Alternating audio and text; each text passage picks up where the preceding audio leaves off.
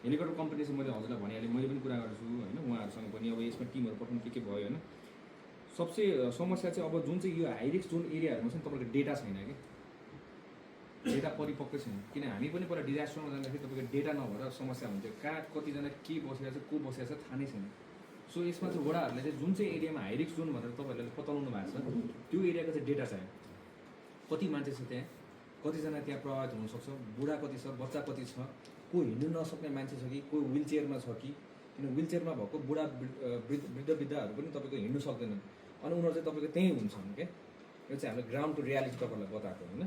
So यो पहिचान गर्नलाई तपाईँको जुन चाहिँ हाई रिस्क जोन छ अहिले हाम्रो जहाँ बाढी जाने समस्या, पहिरो जाने समस्या छ, यो रिस्कमा चाहिँ तपाईँहरूले तुरुन्तै हामीले फोन गरेर चाहिँ त्यहाँको डेटा मागाउनु पऱ्यो होइन। यो डेटामा चाहिँ इस्युजहरू छ, त्यहाँ चाहिँ स्ट्यान्ड बाईमा बस्नु पऱ्यो भनेर हामीले बरु स्ट्यान्ड बाईमा राख्नु सक्यौँ होइन। अर्को कुरा भने यसलाई रिलोकेसन गर्ने प्रिपेयर्डनेस हामीसँग के छ। फर इक्जाम्पल त्यहाँ बाढी गइहाल्यो भने अब यो मान्छेलाई सार्नु पऱ्यो होइन। सार्दाखेरि कहाँ सार्ने, कुन ठाउँमा सार्ने, त्यसको व्यवस्थापन के। तपाईँको यसमा त सशस्त्र प्रहरी बलको तपाईँको यही छ, सिसिएमसी छ होइन। यो सिसिएमसी के छ तपाईँको हाम्रो त विपद व्यवस्थापन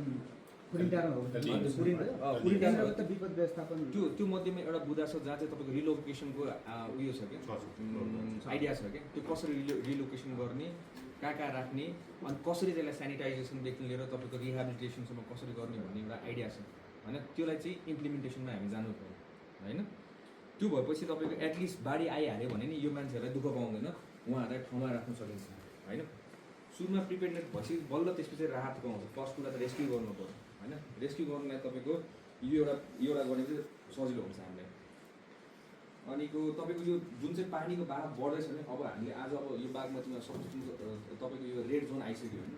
यो यसमा चाहिँ तपाईँको त्यहाँको प्रहरीहरूलाईदेखि लिएर तपाईँको सशस्त्र प्रहरी बल जो हुन्छ वडादेखि लिएर सबैजना मिलेर चाहिँ त्यहाँको ठाउँ सार्नु पऱ्यो भनेर भन्नु पऱ्यो। लाइक फर इक्जाम्पल यताबाट नक्खु भयो होइन, नक्खुको एरियाको अनि यो तपाईँको यो एरिया के भन्छ बल्खु एरियामा तपाईँको यो 100% हो यहाँबाट बेसी भयो त्यहाँ जान्छन् हामीले थाहा पाइसकेको छौँ। त्यही भएर सुरुदेखि नै उहाँहरूले चाहिँ त्यहाँ ल अहिले रिक्स हुनसक्छ बेकासँग तपाईँहरू अहिले रिलोकेसन भएर अर्को ठाउँमा गएर होटलमा हुन्छ कि त्यहाँ गएर बस्नुहोस्।